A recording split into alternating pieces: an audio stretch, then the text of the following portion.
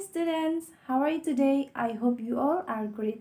Semoga semuanya baik-baik saja ya. Sebelum kita memulai pelajaran hari ini, alangkah baiknya kita membaca doa terlebih dahulu dengan membaca basmalah bersama. Bismillahirrahmanirrahim. Baik, sebelum itu silakan isi komentar di kolom komentar di bawah dengan kata hadir untuk menunjukkan kehadiran kalian. Sebelum kita memulai materi pertemuan kali ini, kita throwback atau mengingat kembali materi yang minggu lalu, yaitu tentang invitation text dan greeting card. Invitation text adalah permintaan, ajakan, atau upaya terhadap orang lain agar bersedia bergabung dengan kita pada suatu acara tertentu. Salah satu contoh katanya untuk mengungkapkan invitation atau undangan adalah I would like to invite you. Dan yang selanjutnya yaitu greeting card, yaitu kartu ucapan yang berisikan ilustrasi untuk memberikan ucapan selamat dan rasa simpati kepada orang lain. Salah satu contoh katanya yaitu untuk mengungkapkan selamat adalah congratulations. Dan untuk mengungkapkan rasa simpati, contohnya I'm sorry to hear that. Baik, untuk hari ini kita akan membahas tentang menanyakan dan memberi informasi terkait keberadaan sesuatu, baik itu orang, benda, atau hewan, dengan menggunakan unsur kebahasaan there is dan there are. There is dan there are itu memiliki arti yang sama, yaitu ada. Namun penggunaannya berbeda. There is digunakan untuk menyatakan keberadaan benda tunggal atau singular, atau satu benda, tidak lebih. Itu menggunakan there is. Contohnya adalah there is a car in the garage. Ada sebuah mobil di garasi. Apa yang menandakan kalau ini adalah kalimat tunggal? Ya, kata sebuah atau artikel yang berarti sebuah. Jadi there is di sini digunakan untuk kalimat tunggal. Contohnya di sini adalah there is a car, sebuah mobil, satu mobil. Dan yang selanjutnya yaitu there are digunakan untuk menyatakan keberadaan benda jamak atau lebih dari satu, baik itu 2, 3, dan seterusnya. Contohnya there are some cats on the road. Ada beberapa kucing di jalan. Apa yang menunjukkan kalau ini plural? Ya, kita lihat kata setelah there are itu sendiri. Di contoh ini terdapat kata some setelah kata there are, yang berarti some ini adalah beberapa atau sesuatu yang lebih dari satu. Dan pada contoh sebelumnya itu kan terdapat penggunaan artikel atau kata sandang dan en yang berarti tunggal. Dan en memiliki arti yang sama, namun penggunaan yang berbeda. Yang pertama yaitu berarti sebuah, seorang, atau seekor. Di sini digunakan apabila suatu benda atau subjek berawalan suara huruf konsonan. Apa itu huruf konsonan? Huruf konsonan adalah huruf selain A, I, U, E, O.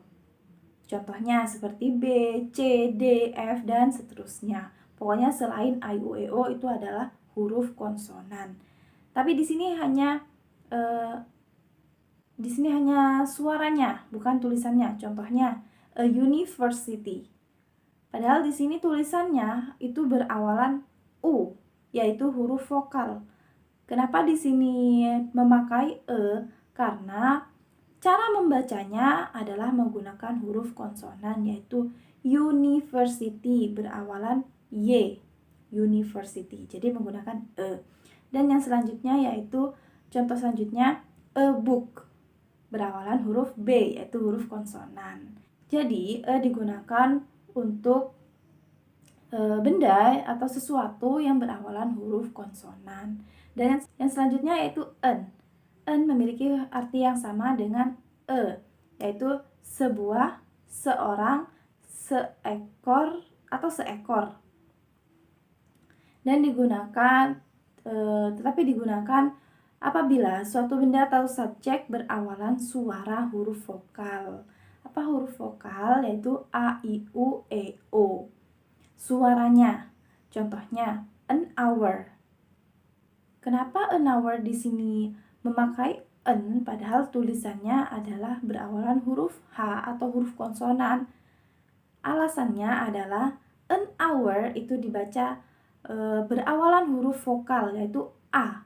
An hour dibaca hour. Jadi di sini menggunakan an karena awalannya suaranya itu menggunakan awalan A. Dan contoh yang selanjutnya yaitu an apple. An apple di sini sudah jelas ya, tulisan dan suaranya itu sama-sama A. Jadi menggunakan an dengan bacaan an apple. Dan yang selanjutnya kita akan belajar tentang countable dan uncountable noun. Yang pertama yaitu countable noun. Countable noun adalah benda yang dapat dihitung dengan angka dan memiliki bentuk tunggal dan jamak. Jadi, countable noun ada bentuk tunggalnya dan bentuk jamaknya. Untuk bentuk tunggal itu menggunakan artikel yang tadi, yaitu artikel e dan en. Contoh kata countable noun dalam kalimat tunggal adalah a cat, a horse, a man, dan lain-lain. Dan sedangkan contoh untuk kalimat jamak adalah two books, some pens, dan lain-lain. Untuk kalimat jamak yang countable noun itu biasanya terdapat imbuhan s atau es. Contohnya di sini two books. Books kata asalnya adalah book dan di sini terdapat imbuhan s yang menunjukkan kalau books ini adalah kata jamak. Dan yang selanjutnya yaitu uncountable noun. Sesuatu yang tidak bisa dihitung menggunakan angka. Kata-kata ini meliputi nama-nama benda yang terlalu kecil untuk dihitung atau tidak berbentuk. Contohnya cairan, bubuk, gas, dan sebagainya. Kata ini tidak memiliki bentuk jamak. Jika tadi countable noun itu memiliki bentuk tunggal dan jamak, sedangkan uncountable noun hanya memiliki bentuk tunggal dan atau tidak memiliki bentuk jamak. Contohnya di sini tea, sugar, air, rice, dan sebagainya. Tea di sini adalah berbentuk cairan ya, dan sugar juga elemennya terlalu kecil untuk dihitung. Jadi di sini masuk uncountable noun atau tidak bisa dihitung. Dan selanjutnya air, yaitu udara. Udara juga tidak bisa dihitung ya, jadi masuk kategori uncountable noun. Dan selanjutnya kita akan belajar mengenai expressions of quantity. Apa itu? Expression of quantity adalah kata untuk menyatakan jumlah sesuatu, baik itu orang, benda, atau hewan. Macam-macam expression of quantity adalah much, many, a little, a few, some, several, a lot of. Yang pertama yaitu much, artinya banyak. Much di sini digunakan untuk benda yang tidak dapat dihitung, uncountable noun yang sudah saya jelaskan tadi, yaitu benda yang tidak dapat dihitung. Contohnya di sini, he must have much money in his pocket. Money atau uang di sini masuk kategori uncountable noun ya, karena uang itu tidak bisa dihitung lembarannya, hanya bisa dinyatakan angkanya.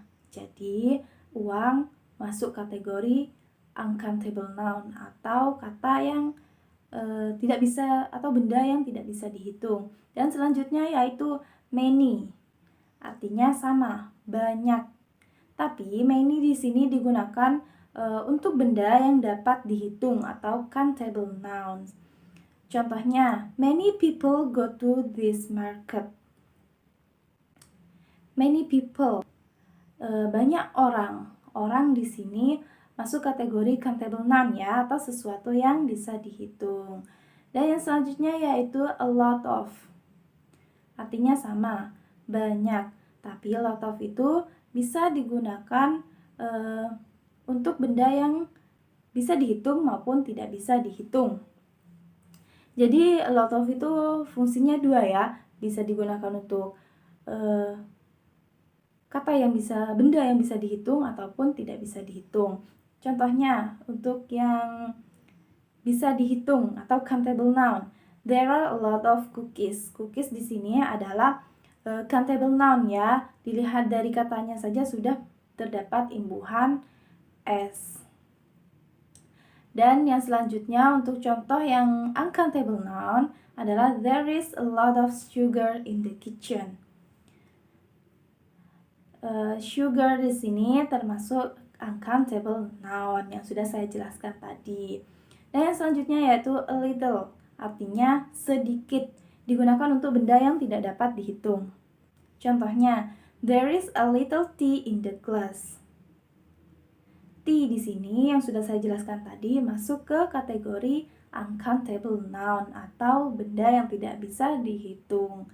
Dan yang selanjutnya yaitu some or several. Some or several yaitu memiliki arti yang sama, yaitu beberapa, dan digunakan untuk benda yang dapat dihitung maupun tidak dapat dihitung. Contohnya untuk benda yang dapat dihitung adalah I have some meals in my fridge. Beberapa makanan, meals. Ini sudah terlihat meals terdapat imbuhan s, yang mana itu menunjukkan adalah meals adalah benda yang dapat dihitung atau countable noun. Dan contoh selanjutnya yaitu there are several cents in my pocket. Terdapat beberapa pasir di saku saya, yang mana pasir ini adalah uncountable noun atau sesuatu atau benda yang tidak dapat dihitung. Jadi some dan several itu mempunyai dua fungsi, bisa digunakan untuk kata yang bisa dihitung ataupun tidak bisa dihitung. Dan untuk menanyakan keberadaan benda itu sendiri, kalian bisa menggunakan kata tanya is there. Contohnya, is there many people in the room? Jadi kita menggunakan is there, lalu quantity, expression of quantity tadi, yaitu di sini kita menggunakan many, dan selanjutnya people, yaitu countable noun atau kata yang bisa dihitung. Contoh yang selanjutnya, is there a few books on your table? Di sini a few digunakan untuk benda yang bisa dihitung, yaitu contohnya books. Sudah terlihat ada imbuhan s setelah kata book. Untuk memberi informasi keberadaan benda, kalian bisa menggunakan kata there is atau there are, tergantung dari benda yang kata benda setelah kata there are atau there is itu sendiri. Jika kalian mau menggunakannya untuk kata benda tunggal, kalian bisa menggunakan there is. Dan jika untuk kata benda jamak, kalian bisa menggunakan there are.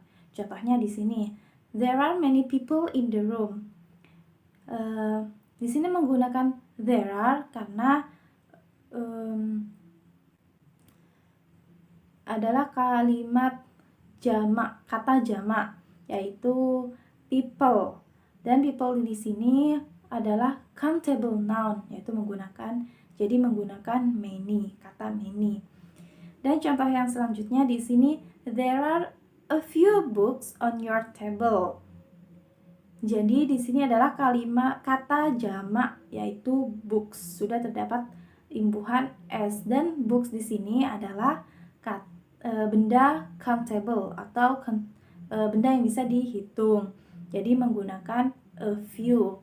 Dan contoh selanjutnya, there is a little tea left. T di sini adalah uncountable noun, jadi menggunakan a little. Dan kenapa menggunakan there is? Karena uncountable noun atau kata yang tidak bisa dihitung itu tidak mempunyai kata jamak, hanya memiliki kata tunggal. Jadi kita memakai there is. Baik, cukup untuk pelajaran hari ini. Jadi kesimpulannya, untuk menyatakan keberadaan benda, hewan, atau orang, kalian bisa menggunakan kata there is dan there are sesuai dengan konteks penggunaannya, yaitu there is digunakan untuk benda tunggal dan there are digunakan untuk benda jamak. Baik, sekian untuk hari ini. Semoga yang saya sampaikan bisa bermanfaat. Apabila ada yang kurang dimengerti atau mau ditanyakan, silahkan tuliskan di kolom komentar. Untuk tugas, nanti saya share di platform selanjutnya di akhir pelajaran. Baik, sekian untuk hari ini. Marilah kita tutup pelajaran hari ini dengan membaca hamdalah bersama. Alhamdulillahirrabbilalamin. Sekian, terima kasih. Wassalamualaikum warahmatullahi wabarakatuh. See you.